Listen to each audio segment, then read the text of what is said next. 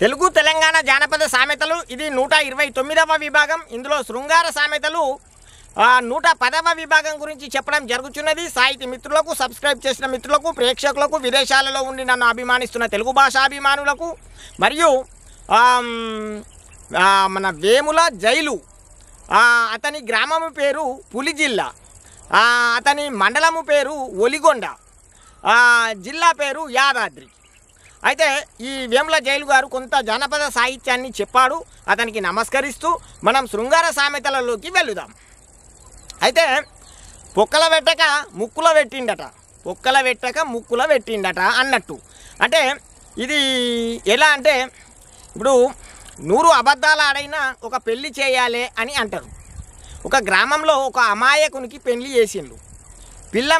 పిల్లనోమో హుషారు, పిల్లగాడు అమాయకుడు.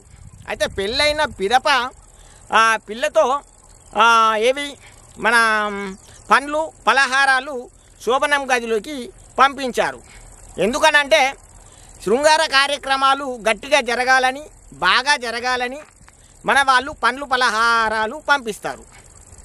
అయితే ఈ శోభనం గదిలో ఈ పిల్లగాడు ఆ రోజు రాత్రి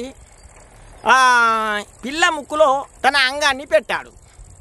అంటే పిల్ల ముక్కులో తన అంగాన్ని పెట్టాడు. ఈ వట్టలోమో పిల్ల నోట్లో ఉన్నాయి.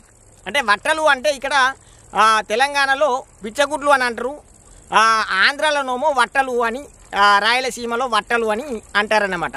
అయితే ఈ వట్టలు పిల్ల నోట్లో ఉన్నవి, ఈ అంగమేమో ఈ ముక్కులో ఉన్నది.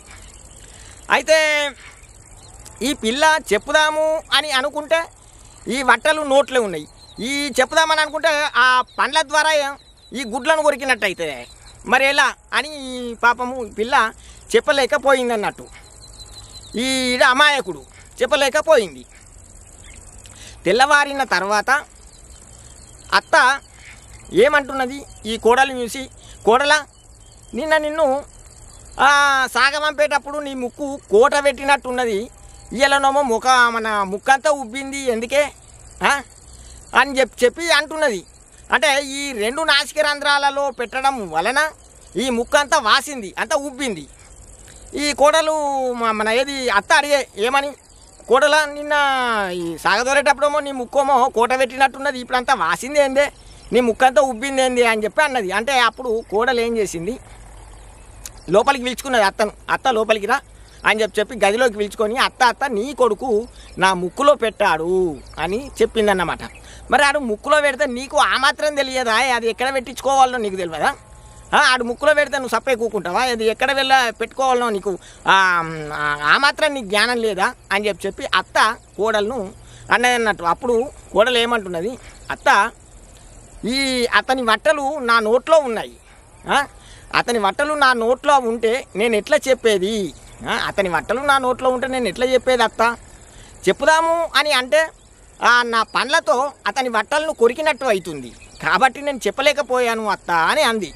అంటే మన ప్రాచీన దేవాలయాల్లో గుడిలో గుళ్ళ మీద, ప్రాచీన దేవాలయాల్లో మన గుళ్ళ మీద శృంగార బొమ్మలు చెప్తారు. అంటే 80% మంచి బొమ్మలు ఎక్కినా ఒక 20% మాత్రము శృంగార బొమ్మలు, అంటే శృంగార భంగిమలు, రతి భంగిమలు చెప్తారన్నమాట. ఎందుకనంటే ఇది పవిత్రమైన ప్రదేశము కాబట్టి, దేవాలయము పవిత్రమైన ప్రదేశము కాబట్టి ఇలాంటి అమాయకులు చూసి నేర్చుకోవడానికి మన వాళ్ళు రాతి వాటికి 10 కాలాల పాటు ఉండేటట్టు ఈ శృంగార భంగిమలను చెక్కుతారన్నమాట. అంటే 10 కాలాల పాటు ఉండాలి, అంటే అమాయకులు నేర్చుకోవాలని చెప్పి మన వాళ్ళు దేవాలయాల పైన ఈ శృంగార భంగిమలు చెక్కుతారు.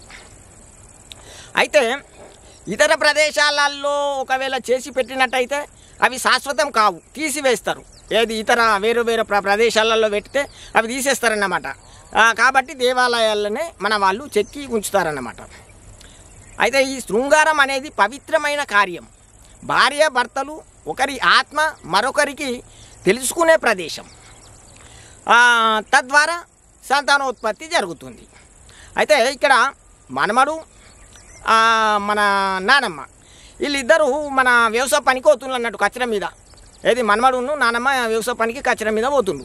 పోయేటప్పుడు ఈమె అరే మనమడ ఈ పగ్గాలు పట్టుకో, ఎట్లా పగ్గాలు పట్టుకో, నేను ఈ ఆకు తంబలపాకి వేసుకుంటా అని చెప్పి ఈమె తంబలపాకి వేసుకుంటుంది. ఏది నానమ్మ వేసుకునేటప్పుడు వీడు ఆ పగ్గాలు పట్టుకున్నాడు. ఇటు ముళ్ళగట్టు ఉండే ఆ ముళ్ళు కట్టబట్టి ఎద్దు గుద్దల పొడుతుండు. ఏది ఎద్దు ముడ్డి మీద మన గుద్ద మీద పొడిచిండు. పొడిసే వరకల్లా ఎద్దు కచ్చర నడుతుంది, ఎద్దు నడుతుంది. ఈడమో గుద్దల పొడిచిండు ఆ ముళ్ళు కట్టబట్టి. పొడిసే వరకల్లా దానికి రక్తస్రావం జరుగుతుంది. అంటే ఇప్పుడు ముళ్ళు కట్టబట్టి ఎక్కడ ఎద్దును ఓడాలంటే పిర్రల మీద ఓడాలి, కానీ ఆ గుద్ద మీద ఓడిసే వరకల్లా ఈ గుద్ద ఎట్లుంటుంది, అది మెత్తని ప్రదేశం కదా, మెత్తని ప్రదేశం కాబట్టి బలబల రక్తం కారుతుంది. ఈ మన నానమ్మ చూసే నీ పులగను గుద్దలా చెప్పు, ఎద్దును పట్టి చెప్తివి, ఈ నీ అసంటోడు వెనకటికి పొక్కల పెట్టక ముక్కులో పెట్టిండట. నీ అసంటోడే ఉన్నాడు, నీ అసంటోడే మన పొక్కల పెట్టక ముక్కులో పెట్టిండట అని చెప్పి బెదిరించి ఆ పగ్గాలను తీసుకున్నదన్నమాట. మన వాళ్ళు ఏది అమాయకులు అవగాహన లేని పని చేసే విధానంలో ఈ సామెతను మన వాళ్ళు ఉపయోగిస్తారన్నమాట. నీ అట్లాంటోడే ఉన్నాడు పో, ఈ పొక్కల పెట్టక ముక్కులో పెట్టిండట అని చెప్పి మన వాళ్ళు ఈ సామెతను ఉపయోగిస్తూ ఉంటారు. ఎలి కట్టే కర్ణాలమయ్యా నాడు నీ మోలే నేనుంటినయ్యా, వస్తంటే వద్దానయ్యా, వస్తే నా మోలే నీవైతవయ్యా. మళ్ళొకసారి ఎలి కట్టే కర్ణాలమయ్యా నాడు నీ మోలే నేనుంటినయ్యా, వస్తంటే వద్దానయ్యా, వస్తే నా ఓలే నీవైతవయ్యా అని ఇది సామెత. అంటే ఇది ఎలా అంటే ఇప్పుడు కరణం అంటే కరణము అని అంటే మన వాళ్ళు వాడకంలో కర్ణము అని అంటారు. కరణము అంటే మన వాడకంలో మన వాళ్ళు కర్ణం అంటారు. అంటే ఇప్పుడు గ్రామాధికారి లేదా పన్నులు వసూలు చేసే అతను రికార్డులు కూడా రాస్తాడన్నమాట. అది కర్ణం యొక్క పని. ఇక డ్రామా అంటే సాహిత్యం యొక్క ఆటలు ఆడడం, సాహిత్యపు పాటలు పాడడం, దీనిని డ్రామా అని అంటారు. అయితే ఒక గ్రామంలో ఒక 20 మంది కళాకారులు డ్రామా వేసేవాళ్ళు ఒక ప్రదేశం నుంచి ఇంకొక ప్రదేశంకు వస్తారన్నమాట. ఇలా సంచారం చేస్తూ కళాకారులు ఆడుకుంటూ పోతారన్నమాట. అయితే ఈ ఒక ఊరికి పోవాలంటే ఒక గ్రామాధికారిని అంటే ఈ కర్ణంను అడిగి మరి ఇక్కడ మేము డ్రామా వేస్తాము ఈరోజు మీ గ్రామంలో అని చెప్పి అనుమతి తీసుకొని వేస్తారన్నట్టు. అయితే కర్ణంను అడిగిన తర్వాత ఆయన వేసుకోమని అని చెప్పి డ్రామా వేయండి అని చెప్పిండు. అయితే ఇక్కడ ఏమైందనంటే ఇందులో ఒక పిల్ల చాలా మంచిగా ఉన్నది, అందంగా ఎర్రగా ఎత్తుగా అందంగా ఉన్నది. ఆమె ఒక మన పెదవులు చంద్రపు పెదవులు, కల్వపు లాంటి కన్నులు, మన నల్లని కురులు, తుమ్మెద లాంటి కురులు మంచిగా ఉన్నాయన్నమాట. ఆమె బల్ల మీద పాట పాడుతున్నది. ఈ ఆ ఊరి కర్ణంకు ఒక కుర్చేసిండ్లు, కూర్చోమని చెప్పి కుర్చేసిండ్లు. ఇటు మా ప్రేక్షకులందరూ కింద కూర్చుండి చూస్తుండ్రు, ఆమె పాట పాడుతున్నది. ఈ కర్ణం యొక్క మనసంతా ఆమె మీదనే ఉన్నది. అబ్బా ఎంత అందంగా ఉన్నది, ఎర్రగా అందంగా మంచిగా ఉన్నది, ఈమెతో సుఖించాలి, ఈమెను మోహించాలి, ఈమెను ఎట్లయినా వడగొట్టాలి, అవసరమైతే ఈమెను ఉంచుకోవాలి అని చెప్పి ఈయన అనుకున్నాడన్నమాట. అనుకొని ఎట్లా అని చెప్పి అనుకొని ఆ రోజు రాత్రి అయిపోయింది, ఇది డ్రామా వేసుడు అనేది అయిపోయింది. తెల్లవారిన తర్వాత ఈయన ఈ డ్రామా వాళ్ళు అందరినీ పిలుచుకొని అరే ఇప్పుడు ఈ రాత్రి పాట పాడిన ఆమె ఉన్నది చూడు, ఆమెను నేను ఉంచుకుంటా, మీకేం కావాలనో చెప్పుల్ని నేను ఇస్తా అంటే వాళ్ళు ఏమంటున్నారు, అయ్యా కర్ణమయ్యా ఆమెతోనే మా బతుకు, ఆమె లేకపోతే మేము కూడా లేము, మా జీవన విధానం కూడా నడది, ఆమె ఉంటేనే ఈ డ్రామా అనేది అంతా కూడా నడుతుంది, ఆమెతోనే మా బతుకు అయ్యా, ఆమెను మేము ఎట్లా ఇస్తాము, మేము ఇయ్యము అని చెప్పి వీళ్ళు అంటారు. అరే అట్లెట్టారా, ఆమెను నేను ఉంచుకుంటా, మీకేం కావాలనో చెప్పండి ఇస్తా, 5 ఎకరాల పొలం తీసుకోండి, మీకు ఉండటానికి ఒక పెద్ద భవనం ఇస్తా, ఆ భవనం ఉంచుకోండి, కానీ ఆమె మాత్రము నేను ఉంచుకుంటా, మీరు ఇక్కడ పని చేసుకోండి, వ్యవసాయం చేసుకోండి, ఉండటానికి ఇల్లు ఇస్తా, ఇంకా అంతకంటే కావాల్సింది ఏమున్నది అంటే సరే అని చెప్పి ఆయన ఇచ్చిండు. ఇల్లు ఉంచుకున్నారు. 1 సంవత్సరం పాటు అయిన తర్వాత అప్పులైనాయి, ఈ కళాకారులకు అప్పులైనాయి. 1 సంవత్సరంకు 20 మంది అయ్యి 20 మంది అయ్యేసరికి అప్పులైన తర్వాత ఈ భూమి అమ్ముడుపోయింది, పంట పొలం అమ్ముడుపోయింది, ఈ ఇల్లు అమ్ముడుపోయింది. ఇక ఏమంటున్నారంటే, అయ్యా కర్ణమయ్యా ఇక యాలు ఇవి అన్నీ అమ్ముడుపోయినాయి, ఇక మేము ఈ ఊర్లో ఉంటే మేము బతకలేము, మా పని ఏదో మేము చేసుకుంటాం, మా బతికేదో మేము బతుకుతాం. మేము కళాకారుల పని చేసుకునేది మమ్మల్ని వ్యవసాయం పెట్టి మమ్మల్ని అది ఇబ్బంది చేసినాం. అయ్యా కర్ణమయ్యా నీ దండం పెడతాం, మేము మాత్రం వెళ్ళిపోతాం అని చెప్పి వీళ్ళు అంటుండ్రు. అంటే ఆయన ఏమంటుండు, అరే మీరు పోతే నేను కూడా వస్తారా మీతోని, నాకు కూడా కళ ఉన్నది, నేను కూడా పాటలు పాడతా, నేను కూడా ఎగురుతా, మీతో నేను కూడా వస్తారా, కానీ నేను ఆ అమ్మాయిని వదిలిపెట్టి నేను ఇక్కడ ఉండలేను, నేను అమ్మాయితోనే నేను వస్తా అని చెప్పి వీళ్ళు, అరే నువ్వచ్చి ఏం చేస్తావే అని అంటే, అరే నేను ఆమె రంభ వేషం వేస్తే నేను మంత్రి వేషం వేస్తా, ఆమె పాట పాడితే నేను పాట పాడతా, ఆమె ఎగురితే నేను ఎగురుతా, నేను అచ్చుడే నేను ఆమెను విడిచిపెట్టి నేను ఇక్కడ ఉండా అని అంటే మరి రా అని చెప్పి అన్నారు. అన్న తర్వాత ఈయన భార్య పిల్లలను ఉద్యోగమును అన్నీ విడిచి ఈ డ్రామాలతో పోయిన తర్వాత ఇక సంచారం చేస్తుండ్రు. ఒక ఊర్లో వేసుకుంటూ పోతుండ్రు డ్రామాలు. ఇక ఎలికట్టె గ్రామానికి వచ్చిండ్రు.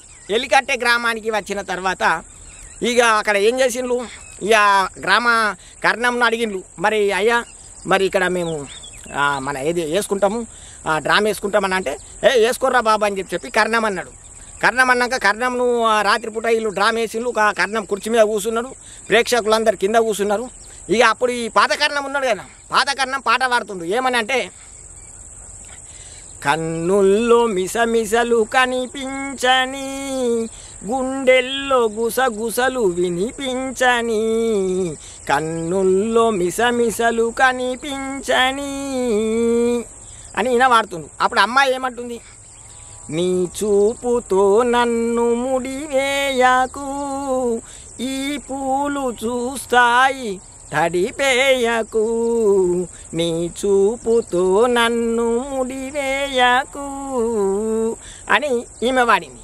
అప్పుడు కర్ణం చూసిండు. కర్ణం చూసి, అరే ఇంత అందంగా ఉన్నది, ఇంత అద్భుతంగా ఉన్నది, ఎర్రగా ఉన్నది, చకచక మెరుతున్నది, ఈమెతో సుఖించాలి, ఈమెతోని మోహించాలి, ఈమెను ఎట్లన్నా మనం చెర తీసుకోవాలి అని ఈ కర్ణం కన్నేసిండు. కన్నేసి ఆమెకు కన్ను కొడుతుండు, కన్ను సైగలు చేస్తుండు. ఈ పాత కర్ణం మన స్టేజ్ మీదనే ఉండే. పాత కర్ణం చూసిండు, అరే ఇంకేమన్నా నా ప్రియురాలకు ఈడు కన్నేసిండు, నా ప్రియురాలకు కన్ను కొడుతుండు అని చెప్పి ఈ పాట విధానం ఇట్లుండగా ఈ పాటను మార్చేసిండు. ఈ పాటను మార్చి ఎట్లా వాడుతుండంటే, ఎలికట్టె కర్ణాలమయ్యా, ఎలికట్టె కర్ణాలమయ్యా, నాడు నీలో ఎలికట్టె కర్ణాలమయ్యా, నాడు నీలాగా నేనుంటినయ్యా, వస్తంటే వద్దానయ్యా, వస్తే నాలాగా నువ్వైతవయ్యా, ఎలికట్టె కర్ణాలమయ్యా అని ఇట్లా పాట పాడుతుందన్నమాట. ఏమని, ఎలికట్టె కర్ణాలమయ్యా, నాడు నీలాగా నేనుంటినయ్యా, వస్తంటే వద్దానయ్యా, వస్తే నాలాగా నువ్వైతవయ్యా అని చెప్పి పాట పాడిండు. పాట పాడే వరకల్లా ఈ కర్ణం, అరే వీడు ఏంద్ర పాట వాడే విధానం వేరే ఉంటుంది, ఈ పాట వాడే విధానాన్ని మార్చేసి వీడు నా మీద పాట పాడుతుండు అని చెప్పి అనుకున్నాడు. రాత్రి ఆయనకి నిద్ర పట్టలే, కర్ణంకు నిద్ర పట్టలే. తెల్లవారిన తర్వాత ఈ డ్రామాలో అందరినీ రమ్మని చెప్పి అందరినీ పిలుచుకున్నాడు. పిలుచుకొని, అరే నువ్వు రాత్రి పాట పాడే విధానం వేరే ఉంటుంది, దాంట్లో మార్చేసి పాట పాడావు, నా మీద వాడావు, అట్లా అంటే ఏంటిది, దాని అర్థమేంద్ర బాబు అని చెప్పి ఈ ఆగ్రహించింది అన్నట్టు. ఆగ్రహించితే అప్పుడు ఆయన ఏమంటున్నాడు, అయ్యా కర్ణమయ్యా, నీవు కర్ణంవే, నేను కూడా ఒకప్పుడు కర్ణమే, కానీ నీవు రాత్రి ఏం చేసినావు, అమ్మాయికి కన్ను కొట్టావు, కనుసైగా చేసావు, అవి నేను గమనించాను. నీవు నేను సుట్టరికము, నువ్వు నేను చుట్టాలమే, మన తాతలు ముత్తాతలు గీళ్ళు ఇంకో ఆ పరంగా మనము పాలొల్లమే, మనం చుట్టాలమే అని తాత ముత్తాతల పేర్లన్నీ వివరించి చెప్పిండన్నమాట. కాబట్టి నేను ఈ అమ్మాయి మోజులో పడి నా యొక్క భార్య పిల్లలను ఉద్యోగాన్ని వదిలేసి వచ్చాను. ఒకవేళ నాలాంటి పరిస్థితి నీకు రాకూడదు, కాబట్టి నేను ఈ మన పాట రూపంలో నీకు హితవు పలికానే తప్ప నిన్ను నేను వేరో విధంగా నేను మాట్లాడలేను, నిన్నేం తిట్టలేను, నేను వాడిన దాంట్లో తప్పేమున్నది అని చెప్పి ఎలికట్టె కర్ణాలమయ్యా, నాడు నీలాగా నేనుంటినయ్యా, వస్తంటే వద్దానయ్యా, వస్తే నాలాగా నీవైతవయ్యా అని చెప్పి నేను అన్నా. నేనేమన్నా కర్ణమయ్యా అని చెప్పి అన్నాక అప్పుడు ఈ కొత్త కర్ణంకు జ్ఞానోదయము కలిగిందన్నమాట. ఇక మా యొక్క ఛానల్ను సబ్స్క్రైబ్ చేయనట్టయితే సబ్స్క్రైబ్ చేయండి. ఇక మరిన్ని విశేషాలతో మరో విభాగంలో మళ్ళీ కలుసుకుందాం.